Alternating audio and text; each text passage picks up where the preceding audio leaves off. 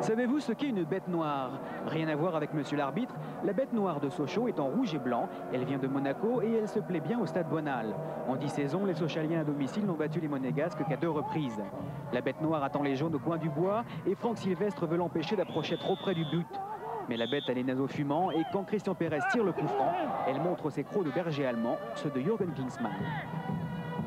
Alors cette bête noire, il faut la prendre par les cornes. Le premier à s'y risquer, c'est Benjamin Clément. Il vient la narguer puis confie le ballon à son compère Patrice Garande. Franck Sylvestre est à l'affût et il vient porter le premier coup à l'animal. C'est par un trou de souris qu'il choisit de le blesser à la 20e minute de jeu.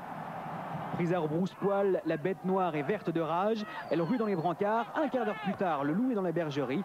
Et c'est Christian Pérez qui donne le coup de dent et donne l'égalisation à Monaco.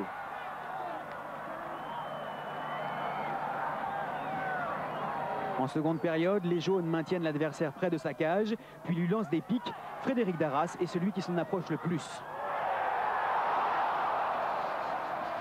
Mais à 10 minutes de la fin du match, Monaco redresse l'échine. C'est à nouveau Christian Pérez qui désarçonne Stéphane Ferrand.